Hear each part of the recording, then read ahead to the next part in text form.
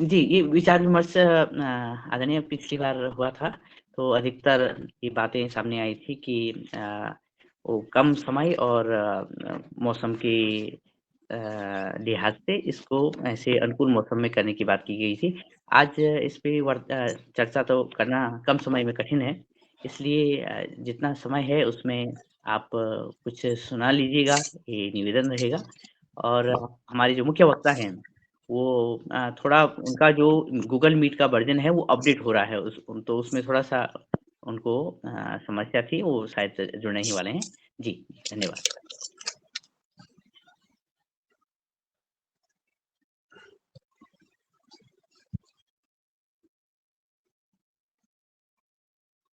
जी ओम।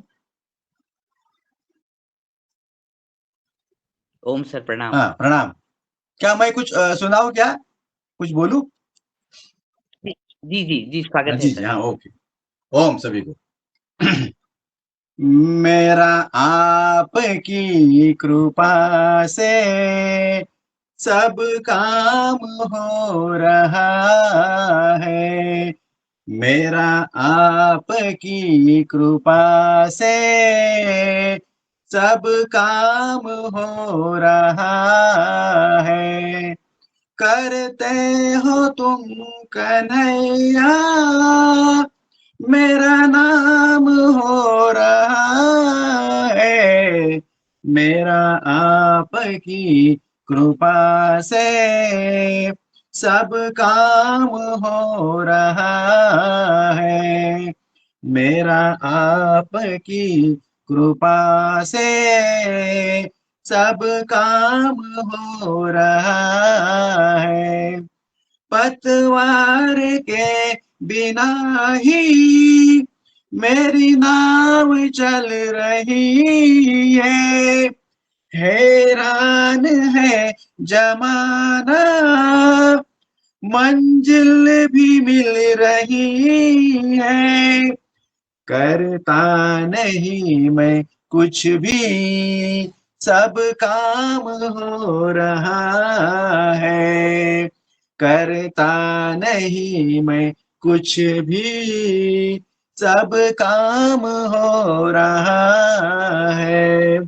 करते हो तुम कन्हैया, मेरा नाम हो रहा है।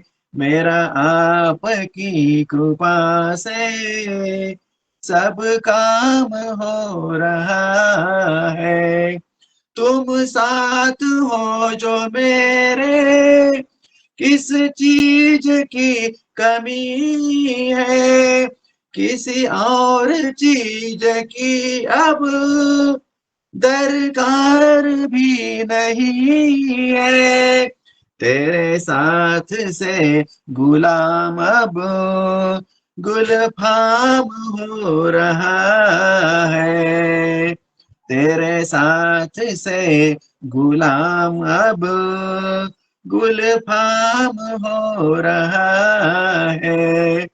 करते हो तुम कन्हैया, मेरा नाम हो रहा है। मेरा आपकी कृपा से सब काम हो रहा है। मैं तो नहीं हूँ काबिल, तेरा पार कैसे पाऊं। टूटी हुई वाणी से गुणगान कैसे गाऊं। तेरी प्रेरणा से ही सब ये कमाल हो रहा है। तेरी प्रेरणा से ही सब ये कमाल हो रहा है। करते हो तुम कन्हैया, मेरा नाम हो रहा है। करते हो तुम मेरे मालिक, मेरा नाम हो रहा है। मेरा आपकी कृपा से सब काम हो रहा है, सब काम हो रहा है, सब काम हो रहा है। ओम।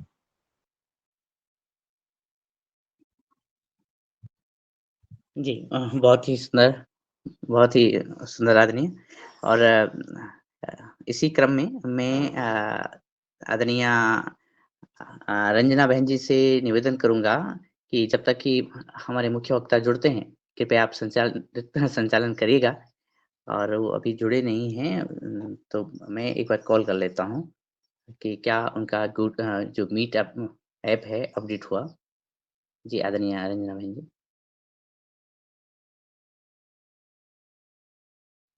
या फिर आदरणीय आदरणीय हमारे भ्राता श्री मुन्नीलाल जी भाई साहब।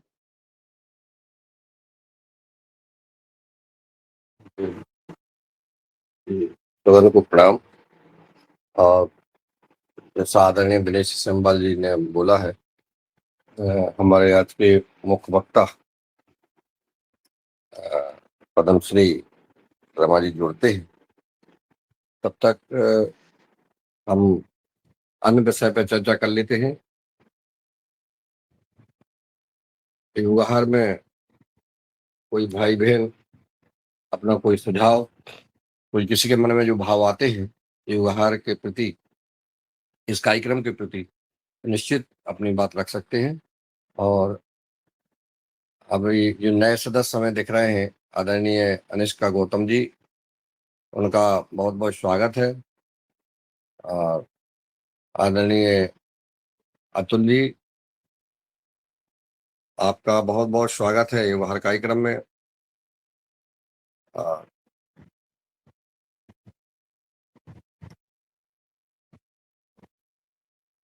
ग्रेट लाइफ के नाम से जो रास्ता जुड़े हैं, उनका भी स्वागत है। ज्योति सक्सेना जी, आपका बहुत बहुत स्वागत है।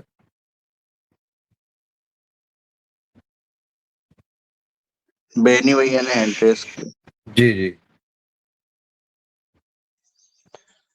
प्रणाम सभी मानवों को। मेरा विषय प्रणाम। ये है, हाँ जी, मेरा विषय ये है कि जैसा अपना जो मिशन है कि गाय आधारित प्राकृतिक खेती को कैसे बढ़ावा दिया जाए और उसमें कैसे सफलता प्राप्त किया जाए, उसके ऊपर हम अलग अलग विषय पर जो ट्रायल कर रहे थे। जैसे बायोगैस लगा करके, बायोगैस के बाद में जो सैलरी निकलती है उसको फिर किसान के घर पे ही प्रोम खाद बनाने का।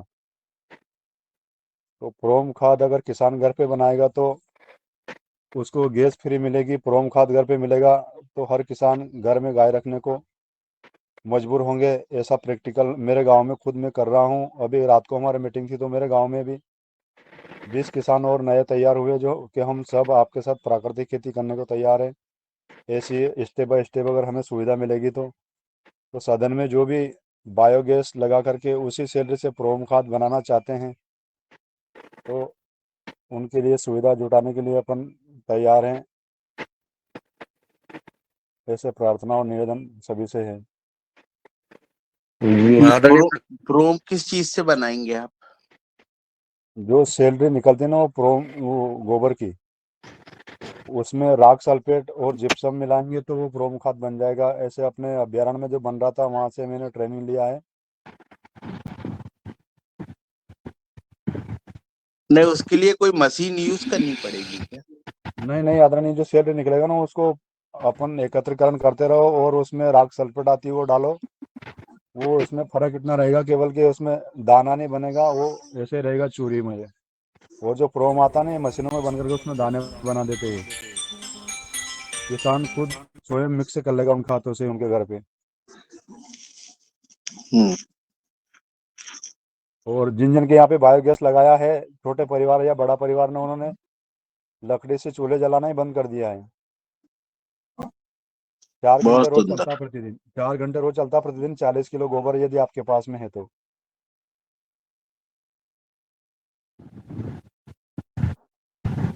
गोबर गैस की कॉस्ट कितनी आई उसमें? 12,500 में सारा आ गया। उसमें गड्ढे बनाना, फिटिंग करना, जो 2.5 घन मीटर का है एनोरोबिक वाला। फिर उससे अलग अलग मॉडल है किसान की क्षमता अनुसार। किसी के पास 2 या 3 गाय अगर है तो वो 12,500 वाला मॉडल लगा सकता है। अगर उसके पास ज़्यादा गोवंश है तो 18,000 वाला लगा सकता है। उससे भी ज़्यादा है तो 24,000, फिर 30,000, ऐसे उनके जितने अपने पास पशुधन है उनके आधार से वो मॉडल बढ़ते जाता है ऊपर ऊपर।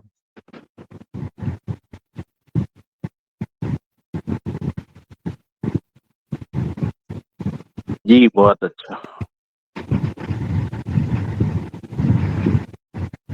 इसका कहीं पे दिखाइए चलते हुए गैस, अगर भी आप दिखा सकते क्या?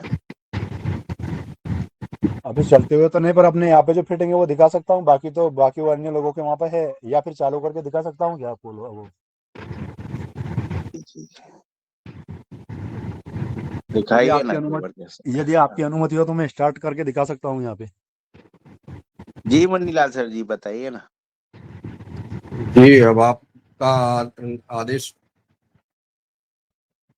दिखाइए भैया।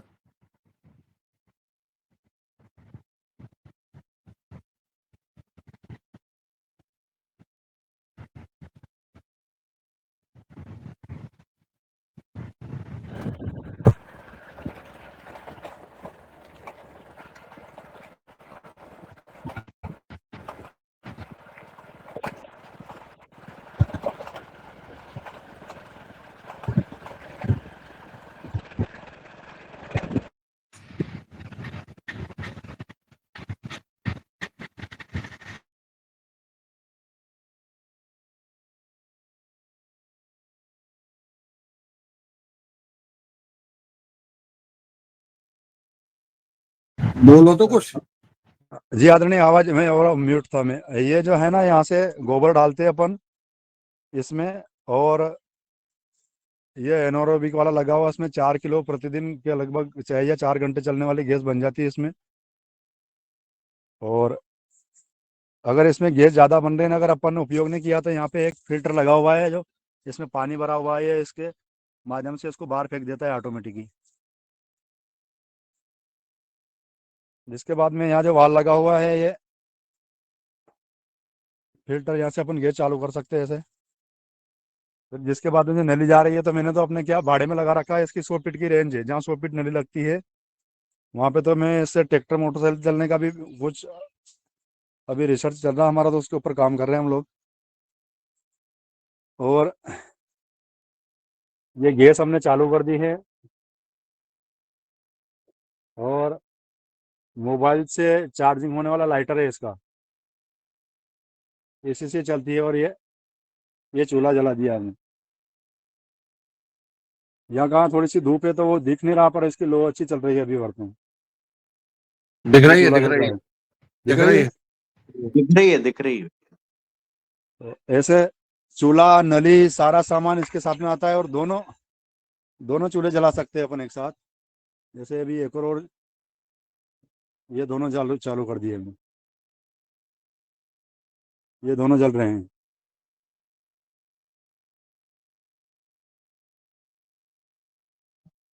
ये इसका लाइटर है जो मोबाइल से चार्ज होता है, मोबाइल के चार्जिंग वाले चार्जर से।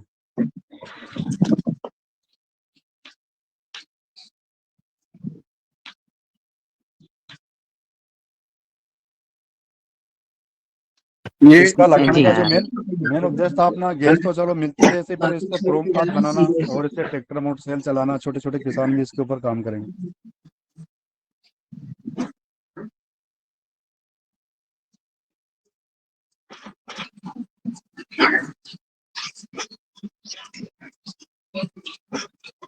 इसकी आवाज आ रही है गैस की अंदर अपने मोबाइल अभी?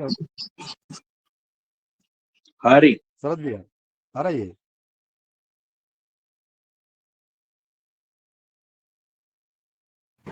जी आदरणीय दिनेश जी श्यामबाल जी। हाँ जी। अच्छा। जी आदरणीय, असल में जो हमारे मुख्य वक्ता जी हैं वो जो अपने ऐप है उसको अपडेट नहीं कर पा रहे हैं।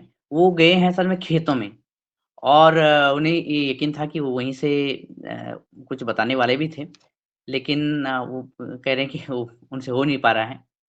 अब वो अपने जो पोते हैं उनको बुलाएँगे लोग, लेकिन वो आधे घंटे में आएँगे या ऐसे कुछ आएँगे, तो उसमें संभवतः विलम्ब हो रहा है। तो बड़ा खेद है कि हम उनसे जुड़ नहीं पा रहे हैं। चलो कोई तो बात नहीं, टेक्निकल प्रॉब्लम है। अभी ये मनीष सिंह जी दिखा रहे हैं गैस प्लांट, और अपना अन्य विषय भी अपने ले सकते हैं। कई विषय पेंडिंग पड़े हुए हैं जिसमें अपन जी, चर्चा जी, कर सकते हैं। जी जी। तो आदरणीय बने सिंह सर, आप जानकारी दे ही रहे हैं।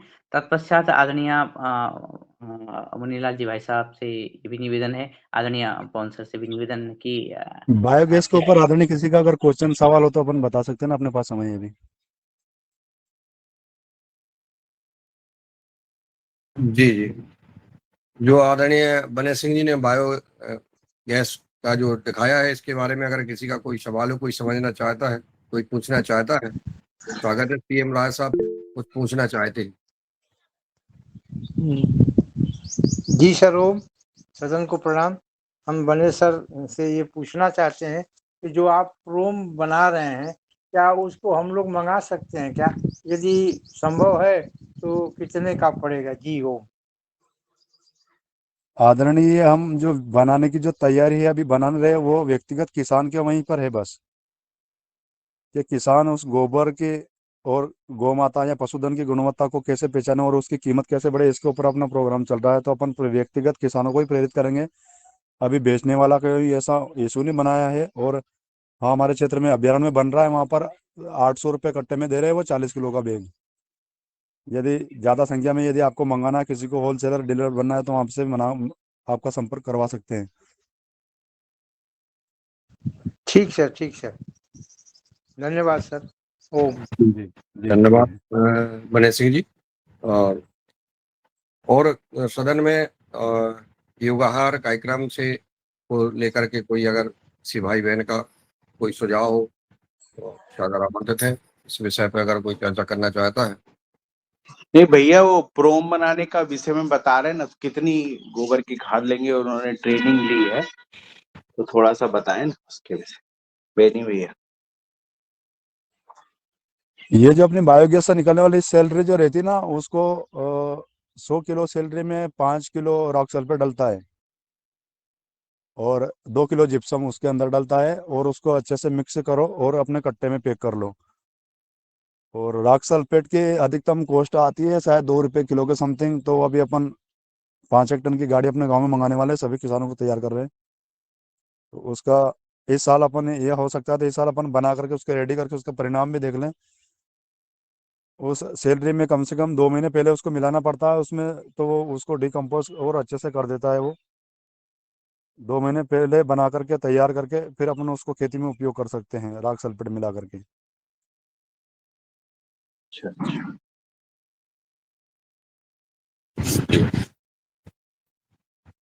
चलिए। इस बार मैंने प्रोम पतंजलि से बुलवाया 200 बोरी, और पिछली बार भी बुलवाया था, तो बहुत अच्छा उसका रिजल्ट मिल रहा है। वो बिल्कुल डीएपी के समान है वो जो प्रोम है, और काफी जी अच्छा जी उसका आदरणीय, रिजल्ट। मैंने 2 साल तक वही सेलिंग किया है, 2000 बोरी अपने क्षेत्र में। परंतु वो किसान उधार ले जाते हैं, पैसे नहीं देते हैं, फिर अपने प्रशिक्षण वगैरह नहीं चले थे बीच में, तो मैंने रोक दिया था काम। कुछ 2 लाख रुपए मैंने किसानों के बीच में उलझा दिए थे इसी चक्कर में, किसानों को जैविक और प्रेरित करने के लिए, जैविक और प्रेरित करने के लिए। उसका बहुत अच्छा रिजल्ट है। हाँ, मैंने रिजल्ट उसका बहुत फोटो अच्छा वीडियो भी है वो बना के। प्रोम जो है। हाँ जी, हाँ जी। जी जी। सूरत भैया वहीं रखवा लो आप अपने कृषि फार्म पे, इकट्ठे 2-4 हजार बोरी। अ, उसकी, अ, जिले में आप वो जी, प्रोम खाद वगैरह पतंजलि का एजेंसी ले लो आप, क्योंकि लोग बहुत मांगते हैं। बहुत अच्छा रिजल्ट है उसका, और उसकी सोइंग करी है इस बार हमने काफी, जी। और पिछली बार भी काफी 200 कुंटल बुलवाया था, जब भी बहुत अच्छा। इस बार ग्रीन सूरज भैया, उसका पोटास भी रिजल्ट है ना, उसका बुलवाया पतंजलि मैंने। का प्रोम खाद का रिजल्ट है, वो मक्के की फसल में एक बेहतरीन रिजल्ट है। एक ऐतिहासिक रिजल्ट है उसका मक्के की फसल में। मैंने मैंने किसानों को भी डाला डलवाया भी और उसका फोटो वीडियो भी बनाया था मैंने। मैंने भी 100 बोरी मंगाई थी, लेकिन वो जो बने सिंह जी कह रहे हैं कि अपन क्या है, किसान उधार ले लेते अपन से, और फिर पैसे फुटका देते हैं, उधार नहीं लेना। बाकी अपन सभी लोग अपना अपना जगह, अपने अपने जिले में, अपने तहसील में, अपने गांव में, अपने शहर में ये खाद की जो है दुकान ले सकते हैं पतंजलि की। आदरणीय सिंगारिया जी को आमंत्रित करता हूँ वो आए और अपनी बात करें। इसका क्या क्या प्रोसीजर है इसका पतंजलि का प्रोम का? हाँ जी जी, इसका प्रोसीजर कुछ नहीं, उसमें रजिस्ट्रेशन डीडीए लाइसेंस की जरूरत पड़ती है बस, और कुछ जी। डीडीए लाइसेंस होना चाहिए। अच्छा अच्छा अच्छा जी, अच्छा। फर्टिलाइजर जो सप्लाई करने का लाइसेंस होता है ना, वो रासायनिक वाला ऐसा लाइसेंस चाहिए इसमें भी, और क्या अपने पास यदि है तो हाँ कर वो सकते हैं अच्छा। इस काम को। जी जी। वो तो हो जाता है, बन जाता है। नहीं, जो इस अच्छा काम कर रहे हैं, जो पतंजलि के कार्यकर्ता हैं जो इस मार्केटिंग का काम करते हैं, वो जी जी बनवा देंगे। आप तो तैयार हो जाए तो जी आपके पास जी भेज दिया जाएगा। ऐसे जो भी किसान तैयार होना चाहते हैं, अपना अपना पता और नाम बता दें तो वहां पे उनको भेज देंगे, और वो जो है आपका रजिस्ट्रेशन वगैरह करा देंगे। ठीक ठीक। बहुत अच्छा काम है, नहीं, लेकिन क्योंकि क्योंकि मैंने जी जी दो साल पहले मैंने डाला था, दूसरी कंपनी का था प्रोम, तो कोई रिजल्ट नहीं मिला हमको, इसलिए मैं क्या डाला था? ये प्रोम लिया था हमने दूसरी कंपनी, जो सोसाइटी में आता है ना, अपनी कोऑपरेटिव सोसाइटी में, हाँ तो उनका कोई रिजल्ट ही नहीं मिला हमको। भाई जी, जैविक खाद के नाम पर इतनी कंपनियां जो है इतना धंधा हाँ करने लगी हैं और जी बिल्कुल नकली खाद। अभी हम और आदरणीय डॉक्टर किशोर दुबे जी यहाँ उपस्थित भी हैं। हम लोग जब बालक किस जिले में, बैतूल जिले में के एक गांव, कोड़ी गांव में गए थे, तो वहां उनको पता पड़ा कि पतंजलि वाले आए हैं और किसानों का मीटिंग कर रहे हैं। तो वो 4-5 बंदे आ गए वर्दी वर्दी पहन के, बड़े किसी कंपनी की, हम ये खाद बेचते हैं, हमें बीज ऐसे देते हैं। मैंने सारे लोग बेचने का काम करते हैं और वो उसका रिजल्ट कुछ नहीं दिखता है, और किसान हताश होकर के पुनः रासायनिक खेती करने लगता है। ऐसा जो है, जबकि पतंजलि के प्रोम खाद का बहुत अच्छा रिजल्ट है। तो मैं चाहूंगा किसान भाइयों से कि अपने अपने क्षेत्र में जरूर जो है ये एजेंसी जरूर ले लें। जैविक खाद की जो नहीं बना पाते हैं अपने घर का खाद, तो वो पतंजलि प्रोम का खाद जो है उपयोग करें, बेचें। उसमें मार्जिन भी है, व्यापार भी कर सकते हैं आप। अच्छा, जो भी मार्जिन अन्य खादों में है, वो पतंजलि के प्रोम खाद में भी विक्रेता को उसका मार्जिन मिलता है। अभी रायसेन में अभी उपलब्ध हो जाएगा कहीं पे, कोई है हाँ, डीलर हो नॉलेज जाएगा, में? हो जाएगा। आप तो हमें व्हाट्सएप जी पे वो डाल दें। अभी अब मैं आदरणीय पवन कुमार जी को आमंत्रित करूंगा। जी जी पवन कुमार जी ठीक नहीं है, तो इसमें हम जो है एक जो मार्केटिंग देखते हैं उनको हम कॉल कर देंगे, तो वो आपके यहाँ आके आपसे संपर्क कर लेंगे। ठीक ठीक जी। और भी कोई जो भी प्रोम खाद के बारे में एजेंसी लेना चाहते हैं, उनका स्वागत है। वो भी चर्चा कर सकते हैं। अब मैं आमंत्रित करता हूँ आदरणीय डीडी शर्मा जी को, हिमाचल प्रदेश से। वो आए और अपना मार्गदर्शन देने का कष्ट करें। जी आदरणीय शर्मा जी। नमस्कार सभी को। आप सभी आज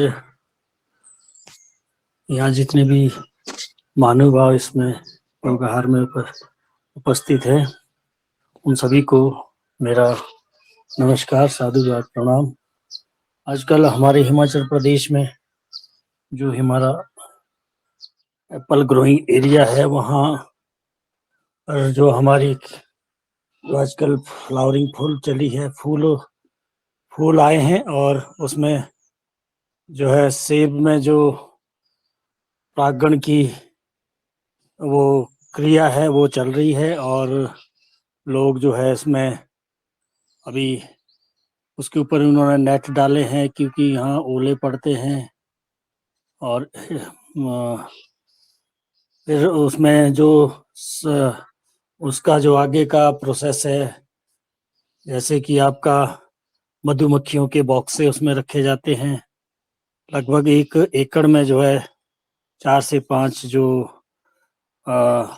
मधुमक्खियों के बॉक्स है, उसको रखा जाता है, क्योंकि सेब ऐसी फसल है जिसमें कि पॉलिनाइजर जो पोलन है वो एक दूसरे पेड़ पे ले जाते हैं, जिसको गोल्डन डिलीशियस है, गाला वैरायटी है, एक पॉलिनाइजर होती है, एक डिलीशियस वैरायटी होती है। तो आजकल जो है हमारे अब नया एक टेक्नोलॉजी आई है, हाई डेंसिटी प्लांटेशन जिसको बोलते हैं, वो 3 फुट में जो है पौधा लगता है। पहले 20 फुट में लगता था, लेकिन इसको टेक्नोलॉजी के एक रूट स्टॉक होता है, उसके इंपोर्टेड बाहर से पौधे मंगाए जाते हैं। कुछ पौधे यहाँ उत्तराखंड से भी आते हैं। तो ये नई टेक्नोलॉजी है, वो वहीं संभव है जहाँ आपके पानी की व्यवस्था हो, और भूमि जो है यहाँ पहाड़ी भूमि होती है, यहाँ तिरछी भूमि होती है, लेकिन जहाँ भी समतल भूमि है वहाँ पर ये संभव है। तो बागवान दूसरी हमारे हिमाचल प्रदेश में अभी जो है निचले क्षेत्रों में गेहूं की कटाई शुरू हो गई है, और लोग जो है अपना फसल को काट रहे हैं, और अपने सरकारी डिपुओं में भी इसकी जो है परचेजिंग शुरू हो गई है। तो हिमाचल प्रदेश में तो यही है कि प्राकृतिक खेती को भी अभी काफ़ी बढ़ावा दिया जा रहा है, और ख़ास करके जो आत्मा प्रोजेक्ट है हिमाचल प्रदेश में, बजट की थोड़ी कमी है, तो उसमें क्लस्टर बना के लोगों को गांव-गांव में ये लोग जाते हैं। और हमारा विश्वविद्यालय तो आपको मैंने बताया ही था कि नौणी विश्वविद्यालय जो औद्यानिक एवं वानिकी विश्वविद्यालय है, वो तो भरपूर सारे लोगों को जो है वहाँ प्रशिक्षण मिलता है। कृषि विज्ञान केंद्र के माध्यम से भी इसका प्रचार प्रसार हो रहा है। तो ये आपको हमारे प्रदेश के लिए बहुत खुशी की बात है कि भारत सरकार ने 2700 करोड़ रुपए का एक प्रोजेक्ट बनाया है पीएमओ के माध्यम से, कि प्राकृतिक खेती को बढ़ावा देने के लिए। उसमें गुजरात नंबर 1 है, और हिमाचल प्रदेश में के विश्वविद्यालय को ये परियोजना मिली है, जिसमें कि लगभग 800 करोड़ रुपया आने वाले 5 सालों में इसका प्रावधान किया गया है। तो मेरा तो सभी पतंजलि योगाहार महानुभाव से यही निवेदन है कि हम जो है दिन प्रतिदिन जो है हम इसको चला रहे हैं, और कोशिश यही रहनी चाहिए कि इसको आगे किस तरह से हम इसको चला के रखें और इसको मेंटेन रखें, और जितने भी योगाहारी है वो एक अपने साथियों को इसमें जोड़े, जिससे कि हमारी संख्या बल जो है बढ़ता रहे, और खास करके युवा वर्ग इसमें शामिल हो तो बहुत अच्छा रहेगा, क्योंकि युवाओं का ही आज भविष्य है।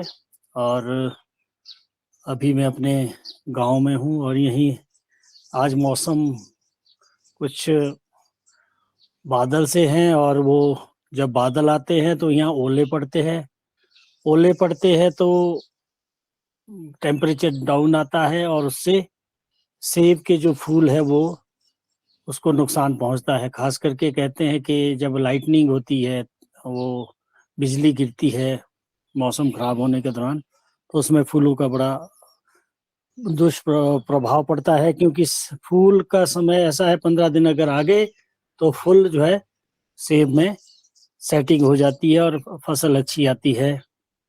और समय की मांग है कि हम जो है प्राकृतिक खेती को बढ़ावा दें, और आने वाले समय में जो भी नई टेक्नोलॉजी है, चाहे आपका ऑर्गेनिक है या प्राकृतिक उत्पाद है, इनको किसानों तक पहुंचाने के लिए हम जो है छोटे-छोटे आउटलेट्स खोले, जो हमारे केमिकल फर्टिलाइजर और कीटनाशक ये विक्रेता है उनको भी इसमें अगर जोड़ा जाए, उनको भी इसमें समझाया जाए कि आप जो है ज़्यादा से ज़्यादा ये जो हमारे प्राकृतिक खेती के उत्पाद और ऑर्गेनिक उत्पाद है, इसकी अगर मार्केटिंग हो और लोगों को इसके सब प्रोत्साहित किया जाए।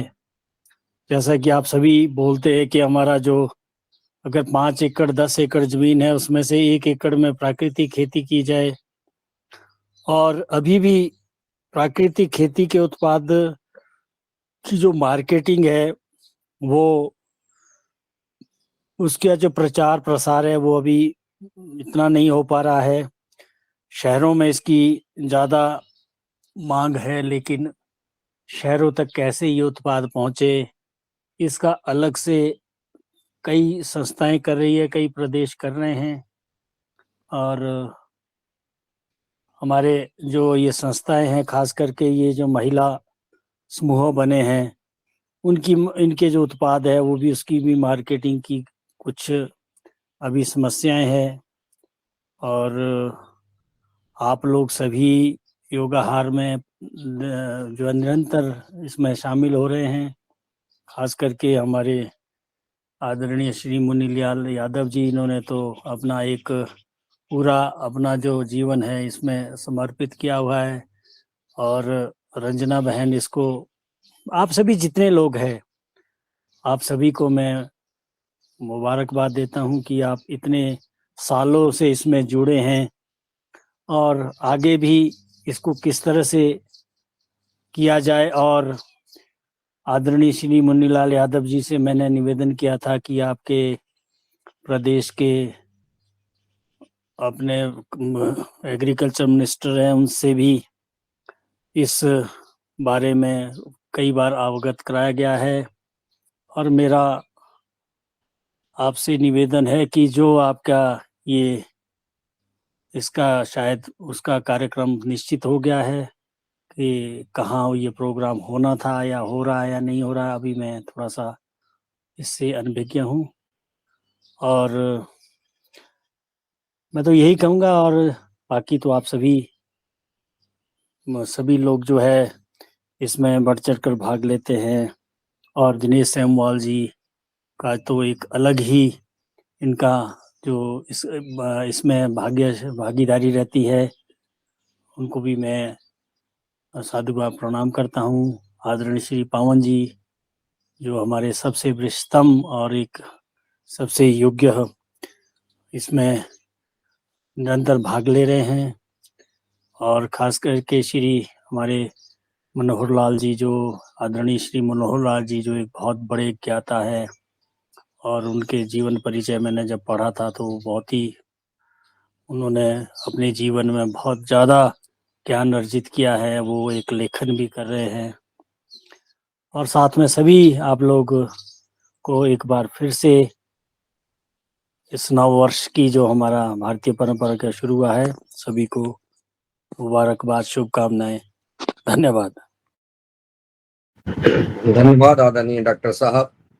आपकी जब आपने है केवी के से लेकर के अभी तक आप जब भी योगाहार कार्यक्रम से जब से जुड़े हैं, आपका मार्गदर्शन प्राप्त होता है और आप महत्वपूर्ण सुझाव किसानों को हम सबको प्रदान करते हैं। आपके प्रसाद को हम बहुत प्रणाम करते हैं। आपके भाव और आपने जो कहा है, जिससे कि जो है लगातार हम सब प्रयास में हैं।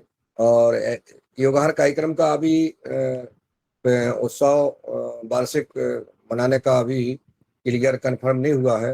अभी उस पर विचार भी फाइनल नहीं हो पाया है। तो जैसे ही अगर चर्चा कुछ होती है आगे, तो निश्चित आप उसके एक विशेष सदस्य अंग हैं उस कार्यक्रम के, तो निश्चित अपन उस पर चर्चा करेंगे। सेब फल में अधिकतर सुनने को आया है कि केमिकल का प्रयोग किया जाता है, कोई इंजेक्शन वगैरह लगाया जाता है। क्या ये बात सही है? क्या कोई पाउडर डाला जाता है कुछ? नहीं, वो इंजेक्शन वाली बात तो नहीं है, वो तो बिल्कुल गलत दुष्प्रभाव है, क्योंकि ये तो बड़ा प्रोसेस है। क्योंकि जो आपका पाउडर वगैरह, जो केमिकल तो बहुत यूज हो रहा है। प्राकृतिक तौर पे सेब उगाना तो एक जो लोग कर रहे हैं, अगर वो कर रहे हैं तो बहुत ही ज्यादा उनके लिए तो बहुत बात मुबारकबाद देता हूँ। क्योंकि अब ये है कि थोड़ा लोग जो है जो कीटनाशक है उसका उपयोग तो बहुत कम करते हैं, लेकिन कुछ एक ऐसी समस्या है, जैसे हम ऑयल की स्प्रे करते हैं इसमें सर्दियों में पहले एक ऑयल होता है जो आपका स्प्रे ऑयल कहते हैं। उसके पश्चात जो है जब हमारा आधा इंच पत्ता आता है इसमें फूल आने से पहले, तो उसमें फिर और हम एक और ऑयल की स्प्रे करते हैं दूसरी। उससे क्या होता है कि एक स्केल और एक एफिड तेला जिसको बोलते हैं, कुछ एक उसके जो अंडे होते हैं उस पे जब आप पूरे पौधे पे उसको स्प्रे करते हैं तो वो एक फिल्म बनती है उस ऑयल की। तो ये भी एक प्राकृतिक की हीट के इसको कहेंगे, इसको केमिकल नहीं कहेंगे, कुछ नहीं कहेंगे। तो वो फिल्म बनती है, तो फिल्म से क्या होता है कि जो जितने भी अंडे उस पौधे की टहनियों पे वो उपस्थित है, वो सारे सफोकेशन से, सांस रोकने से वो अंडे मर जाते हैं। तो इसको हम कहेंगे कि ये ऑर्गेनिक नहीं, ऑर्गेनिक ही कहेंगे, लेकिन इसको केमिकल नहीं कहेंगे। लेकिन जो आपके इसकी जो स्प्रे, दूसरी स्प्रे है वो बहुत ज़्यादा है, 17 से 18 स्प्रे पूरे सीजन में जब तक फसल नहीं आती, तो वो उसका वो जो है हमारे सिफारिश की जाती है। लेकिन धीरे धीरे लोग जो है इसके प्रति जो है जागरूक हो रहे हैं, और अब केमिकल फर्टिलाइजर का इसलिए यूज होता है कि ऑर्गेनिक जितनी भी फर्टिलाइजर इतनी ज़्यादा मात्रा में जो है उपलब्ध नहीं है, क्योंकि ये बहुत ज़्यादा इसका इस्तेमाल होता है। और धीरे धीरे जो है अब लोग जो है इसकी तरफ जागरूक तो हो रहे हैं, लेकिन ये जो इंजेक्शन वाली बात है ये तो नहीं मैं कह सकता, क्योंकि बड़े जितना बड़ा फल होता है, जैसे आपका तरबूज है या आपका खरबूजा है या दूसरी कद्दू है, उसमें हम कह सकते हैं कि कोई लोग करते होंगे इंजेक्शन। लेकिन अब ये तो थोड़ा सा मिथ है, किसी ने किया होगा या किसी ने प्रचार किया होगा। इतना किसान अब नहीं करते हैं जो कि पहले से लोगों को ये दुष्प्रचार का मैं कहता हूं। मैं इसमें किसानों को इसके लिए दोषी नहीं ठहराता। तो सेब जो है एक इसमें बहुत सारी समस्याएं आ रही हैं किसानों के लिए, तो इसके खाद्यों के और जो आपका फंजीसाइड है जिसको हम फफूंदनाशक बोलते हैं, इसका इस्तेमाल करना बहुत जरूरी है। और अन्यथा ये हमारी फसल जो है अच्छी तरह से नहीं आती है। फल का जो शेप है, आकार है और उसकी क्वालिटी है, मार्केट में इसकी वैल्यू हमें नहीं मिलती है अगर हम इसको प्राकृतिक तौर पे तैयार करें। धन्यवाद। जी जी। तो बहुत सुंदर, बहुत बहुत धन्यवाद जो है आपका, आपने महत्वपूर्ण मार्गदर्शन दिया। और मैं आमंत्रित करता हूँ आदरणीय डॉक्टर रोशनलाल राव सर को कि वो आए और वो भी अपना मार्गदर्शन दें। जैसे अभी हमने रात में एक वीडियो देखा कि पपीता को एक केमिकल में डुबो करके और पेपर में लपेट करके एक गाड़ी लोड हो रही है। इसके बारे में जो फल आते हैं, केला है, पपीता है, और भी अन्य फल आते हैं, उनमें केमिकल का कैसे प्रयोग होता है, कैसे जिसका दुष्प्रभाव हमारे समाज पे, हमारे स्वास्थ्य पे पड़ता है, इसके बारे में अपना मार्गदर्शन प्रदान करें।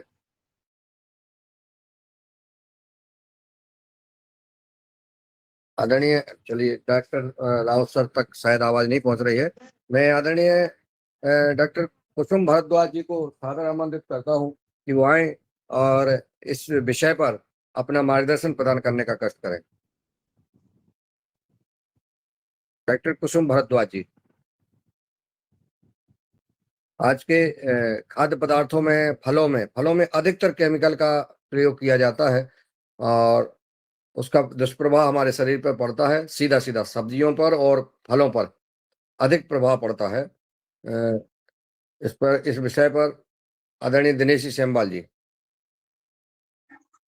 जी, आदरणीय डॉक्टर कुसुम भारद्वाज जी, आपका स्वागत है। जी प्रणाम, बहुत बहुत धन्यवाद। विषय पे जो मैं सुन रही हूँ, इस विषय में मेरे पास भी कुछ 2-3 वीडियो जैसे आए थे कि किस प्रकार से केमिकल्स को, कच्चे फलों को केमिकल्स में डुबाकर और उसको फिर रैप करके उनको भेजा जा रहा है मार्केट में। हम उन प्रोसेस को तो जिस भी प्रकार से उनको रोक सके या रोकने की वो अलग एक कार्यक्रम है, परंतु जब हम घर में उनको लाते हैं फलों को, तो सबसे पहले ये एक सुझाव है कि किसी भी प्रकार से फलों को डायरेक्ट बिल्कुल उनको ग्रहण ना किया जाए। उनको नमक के पानी में या सोडे में, खाने वाला सोडा जो होता है उसमें, या सफेद विनेगर, व्हाइट विनेगर, सफेद सिरका जो आता है उसमें डुबाकर कम से कम रखें, तो जो ऊपर की जो लेयर है जहां पर इनका पेस्टिसाइड्स का या केमिकल्स का जो प्रभाव है वो बहुत हद तक कम हो सकता है ये। और साथ में जब उनको सब्जियां भी हैं उन सभी को इसी प्रकार से ऊपर उनका उपयोग किया जाएगा तो जो ऊपर के जो केमिकल्स का प्रभाव है उनको हम कम कर सकते हैं, क्योंकि वो बहुत ज्यादा नुकसान दे रहे हैं। हमारी सारी बीमारियां जो है, और सबसे बड़ा खतरा इसमें हार्ट डिजीज को हो रहा है, हृदय की बीमारियों को और पेट की बीमारियों को सबसे बड़ा खतरा हो रहा है, जिसमें कि खास करके छोटे बच्चों को। और इनको जो छोटे बच्चे हैं उनके डाइजेस्टिव सिस्टम में वो सबसे ज्यादा जाकर प्रभाव डालता है, तो क्योंकि वो उस चीज को सहन नहीं कर पाते और जो बीमारियां सारी हो रही हैं उनके कारण है। तो हमारा बाहर तो वहां से केमिकल्स का या वहां से पेस्टिसाइड्स या उसका कैसे उनको रोक करें, ये तो विस्तार वाला काम है। परंतु अभी फिलहाल जब तक हम घर में उसको कम कर सकते हैं जितनी मात्रा में जिस हद तक वो करें। और एक बात और है, जो मौसम के फल हैं, मतलब जिस मौसम में जो बहुत ज्यादा कॉमन है और उस मौसम का फल या उस मौसम की सब्जियां वो कीमत में सस्ती भी होती हैं। जो बिना मौसम की फल और सब्जियां होती हैं वो महंगे होते हैं, क्योंकि उनको प्रोड्यूस करने में उनको उसके उत्पादन में ज्यादा खर्च भी होता है, क्योंकि अलग से सारी उनको परिस्थितियां उत्पन्न करनी पड़ती है उस मौसम में पैदा करने के लिए। तो सबसे मुख्य तो ये है कि जो मौसम के फल और सब्जियां जैसे पहले आया करती थी या अभी भी उस मौसम की जो फल सब्जियां उन्हीं का उपयोग किया जाए, क्योंकि बिना मौसम की फल सब्जियों को यदि हम लेते हैं तो पहली बात उसमें स्वाद नहीं होता, दूसरा उसमें केमिकल्स और पेस्टिसाइड्स का ज्यादा प्रभाव रहता है, और साथ में वो हमारी सिस्टम को एब्जॉर्ब नहीं करता, डाइजेस्ट नहीं होती है, क्योंकि हमारी प्रकृति जो है वो मौसम के अनुसार हमारा नेचर भी बदल जाता है, हमारा शारीरिक नेचर, फिजिकल कॉन्स्टिट्यूशन, हमारी डाइजेशन की सिस्टम, वो सब मौसम के अनुसार बदल जाती है। जैसे आपने देखा ही है कि बरसात के मौसम में हमारी डाइजेस्टिव सिस्टम कमजोर हो जाती है, ठंड के दिनों में बहुत तेज होती है, गर्मी के दिनों में वैसे भी रसीले फल और रसीले, क्योंकि पानी की आवश्यकता ज्यादा होती है शरीर में। तो इस प्रकार से जिस मौसम में जो फल प्रकृति ने दिए हैं वो हमारे नेचर के हिसाब से दिए हुए हैं, तो उन्हीं का उपयोग किया जाए। लालचवश या बहुत मार्केट में बड़े अच्छी क्वालिटी के, बहुत ऊंची उसके चमकीले और बड़े आकर्षक दिख रहे हैं, ऐसे फलों की, ऐसे सब्जियों का उपयोग न किया जाए। कम से कम इन बातों को हम जब ध्यान रखेंगे और इस बात का करेंगे कि भाई हमारे शरीर की प्रकृति के हिसाब से हमें कोई भी खाद्य पदार्थ लेना है, तो उससे हम जो प्रभाव जो चल रहा है, जो दुष्प्रभाव चल रहा है, उससे हम बच सकते हैं।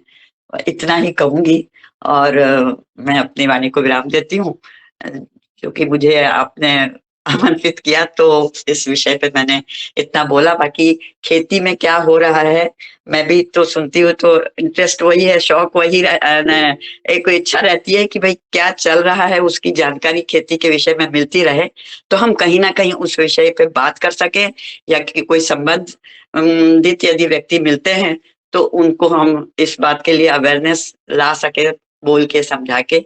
इसी कारण मैं बातों में रुचि रखती हूँ। जी बहुत बहुत धन्यवाद, बहुत आभार। ओम जी। आदरणीय सिंगारिया जी शायद आपसे संवाद करना चाहते हैं, तो उनका स्वागत है। जी सिंगारिया जी। जी जी, ये इस पे सेब पे जो है वैक्स की कोटिंग भी करते हैं जी, सेब के ऊपर वैक्स की कोटिंग भी करते हैं, वो आती है कोटिंग। हाँ, सेब के ऊपर वैक्स की कोटिंग आती है। आप देखिए जितने चमकीले सेब होंगे ना, जो ऊपर से चमक दिखते और बड़े महंगे भी होते हैं, उनका रेट भी मतलब 1.5 गुना होता है। तो उसको आप देखिए, बहुत आराम से धीरे से आप घर में लाके, एक तो उसके ऊपर जो वो स्टिकर चिपका होता है ना, छोटा सा स्टिकर भी चिपका होता है, उस स्टिकर को उस जगह से निकालिए तो वहां पे कुछ ना कुछ आपको दाग दिखेगा, कुछ तो भी, जो जहाँ कुछ वो हाँ, तो उस स्टिकर को देखा, दूसरे फिर उसको आप धीरे से किसी चाकू की उससे धार से या उससे बिल्कुल ऐसे उसको रब करके निकालिए, तो वो बराबर कुछ ना कुछ निकलता है। और ये कहाँ होगा? जो बहुत हाई क्वालिटी के चमकीले सेब दिखते हैं ना, उसमें ही रहता है। आप साधारण सस्ते वाले अगर इस प्रकार की जो भी साग सब्जियां या सस्ते वो लेते हैं तो उसमें वो नहीं होता। हालांकि ये बात भी है कि कई बार ऐसे छोटे सब्जी वाले जैसे ऐसी जगहों पर जिनकी उत्पादन होता है जहां नालियों में या नालों के किनारे पे या गंदी जगह पे भी कई बार देखा है कि सब्जियां निकालते हैं और वो सब लेके आते हैं। तो अब इस इतनी बारीक बातों तक तो हम नहीं जा सकते, पर फिर भी ये कोशिश करें तो सेब के ऊपर निश्चित रूप से वो मोम की कोटिंग रहती है, वो सही है। उसको निकालना चाहिए और उनको फिर लाके फलों को पहले गर्म पानी में, गुनगुने पानी में, नमक के गुनगुने पानी में आप पहले डाल दीजिए। अच्छा तेज नमक के गुनगुने पानी में पहले डालिए, कम से कम 10-15 मिनट तक रखें। उसके बाद फिर उनको साफ पानी से धोएं और फिर विनेगर में, व्हाइट विनेगर या खाने वाला सोडा, इसमें इसके पानी में डाल के रखें, तो कम से कम हम उस प्रभाव को बहुत अधिक मात्रा में कम कर सकते हैं। नहीं, हमने उसको गर्म पानी में डाला तो सेब तो जो उसकी जो वैक्स की जो है हल्की सी परत उससे पानी के ऊपर आ गई थी गर्म पानी में। मामूली से दिखता था, समझ में आता था कि इसमें मतलब है कुछ मिक्स है, हाँ, आइल। हाँ, है, वो रहता है, बराबर रहता है जी सब। जी। और ये जो पपीते आते हैं सीडलेस, तो उनको क्या स्वास्थ्य के लिए हानिकारक है सीडलेस पपीते खाना?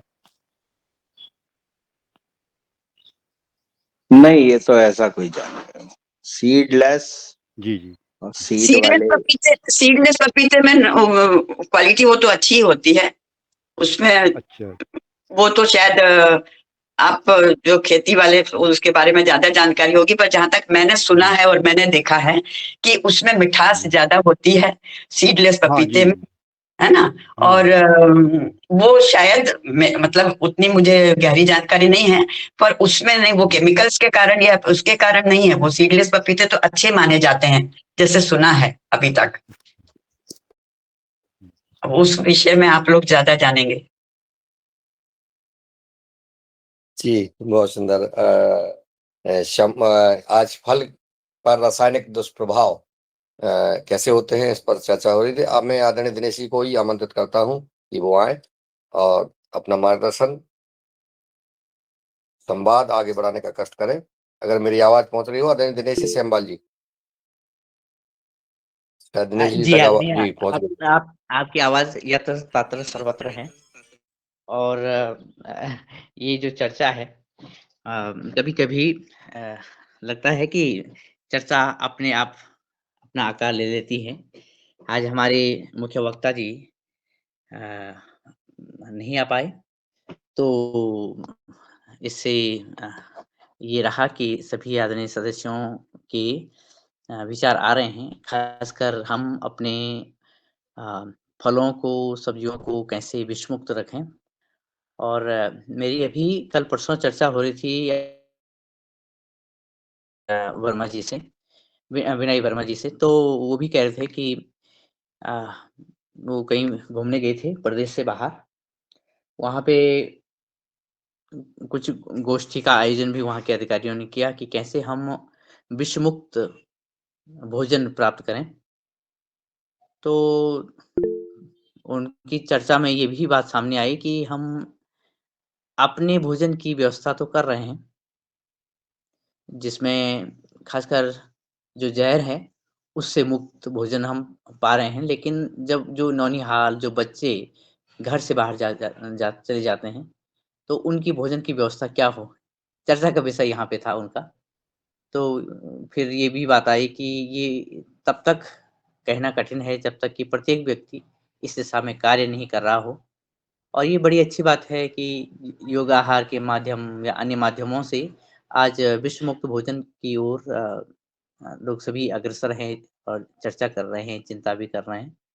और इसमें खासकर फलों की बात भी अभी-अभी आई है कि फलों पे भी कोटिंग हो रही है और उससे पहले उनके संरक्षण के लिए बहुत सारे स्प्रे वगैरह होते हैं। और सेब जैसे फल जिसको कि बहुत स्वस्थ फल माना जाता है, स्वास्थ्य कारक माना जाता है, वो भी विडंबना है कि इस तरह से आते हैं। लेकिन मुझे बहुत बार ये लगता है कि बहुत बार ऐसे भी होता है कि किसानों, बागवानों के बगीचे से जो फल आ जाते हैं, वो सुरक्षित आते हैं, लेकिन जब मध्य में आते हैं, जब वो मार्केट में आ जाते हैं, तो वहाँ भी उनको बचाने के लिए बड़ी जद्दोजहद की जाती है। और ख़ासकर मेरा अपना अनुभव रहा पिछले ही वर्ष का, शायद मैंने अनुभव साझा भी किया था, कि अपने ही लोकल मार्केट में मैं एक दिन एक ठेली से सेब ले रहा था। तो वहाँ पे 2 ठेलियाँ थी और मैं उनसे लेता हूँ वहाँ पे लगभग ताज़े ही फल वो सीधे अपने ग्रामीण इलाकों से वो लाते हैं। तो सेब मैंने लिया था, तो फिर मैं गया उनके पास, तो वहीं पे बगल में दूसरा ठेला लगा हुआ था। वहीं पे कोई व्यक्ति आए, वो बहुत ज़ोर से चिल्लाए उस पे कि तुमने कैसा सेब दिया? तो बोले सेब तो अच्छा था, बोले सड़ा हुआ था? बोले सड़ा नहीं था। उन्होंने बोला कि उन्होंने सेब खाए और सबको पेचिश लग गई। और कुछ को तो तबीयत ज़्यादा ख़राब हो गई, उल्टी वग़ैरह हुई उनको हुई। तो फिर उन्होंने कहा ऐसे बोले, तो मैंने तो सेब बेचे, मैंने तो ये कोई बीमारी थोड़ी बेची। तो दूसरा भी कह रहा था, 2-4 लोग खड़े हो गए, वो हाँ, हाँ कह रहे थे, भई सही बात है, आपने तो बेच दिए और तुम इसे क्यों बोले? नहीं, मैं इसलिए कि मुझे ये लगा कि इन सेब में कुछ है, इस सेब में कुछ है। वो चिल्ला रहे थे कि इनसे सेब मत लो। बाद में जब 1-2 हफ्ते की बाद मुझे भी रियलाइज़ हुआ, मैंने लोगों से बात की, तो ये बात भी आई कि सेब या दूसरे फल को जब फंगस से बचाने के लिए भी, ताकि वो सड़न ना हो उनमें, तो जो बाज़ार में आ जाते हैं, तो जो ठेले वाले, दुकान वाले विक्रेता लोग भी अलग से स्प्रे उस पे करते हैं। वो बात इसलिए आई सामने कि मैंने जब एक दिन दोबारा यानी 1 हफ्ते बाद मैं गया, तो 2-4 ठेलों पे मैं गया। मुझे लगा कि इसमें कुछ व्हाइट या थोड़ा ग्रीन कलर का पाउडर लगा हुआ है। तो मैंने पूछा कि भैया ये क्या चीज़ है? बोले इस पे दवाई लगाई गई है। तो मैंने कहा दवाई किसान ने ही लगाई? बोले ना, ना हमने लगाई है ताकि सड़े नहीं। तो तब बात ये भी आती है कि हम हर चीज़ तो किसान को कर लेते हैं, लेकिन बीच में बड़ा झोल है। जब वो मार्केट में आ जाता है, दुकानदारों के पास आ जाता है या हम विक्रेता हैं, हमारे पास आ जाता है, तो हम उनको बचाने के लिए अलग व्यवहार करते हैं। और फिर एक उपभोक्ता के रूप में, जैसे आदरणीय डॉक्टर कुसुम भारद्वाज जी ने कहा है कि जब हम वो फलों को ले आते हैं, तो हम हल्के से उनको धो करके और थोड़ा बहुत धो करके ये मान जाते हैं कि बस अब तो ये स्वस्थ कारक हमें मीठे-मीठे स्वादिष्ट फल हमने खाने हैं। लेकिन इतनी गहरे तक वो पहुँच चुके होते हैं फलों में, तो छिलका लेना बहुत ही यानी छिलका फेंकना फलों का बहुत ही ज़रूरी हो जाता है।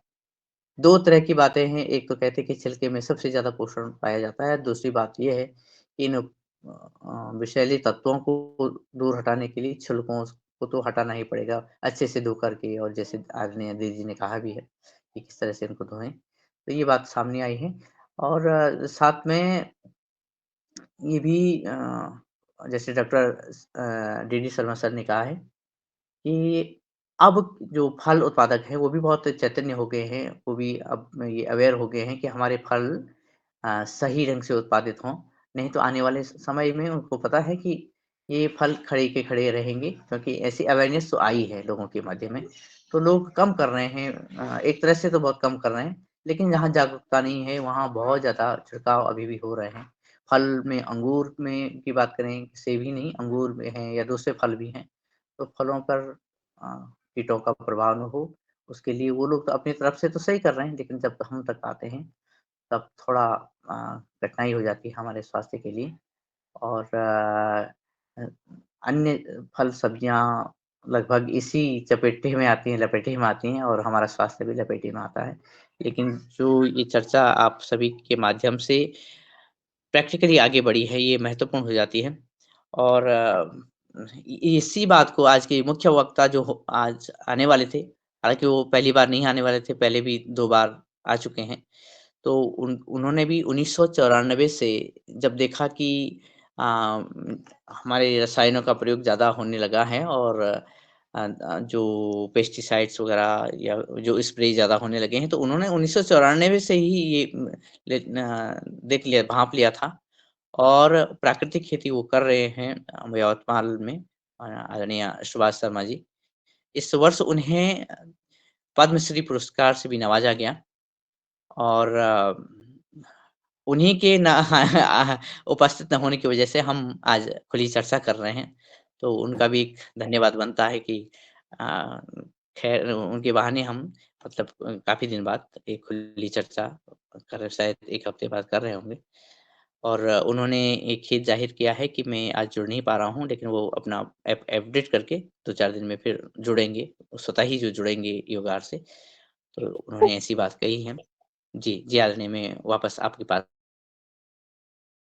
जी।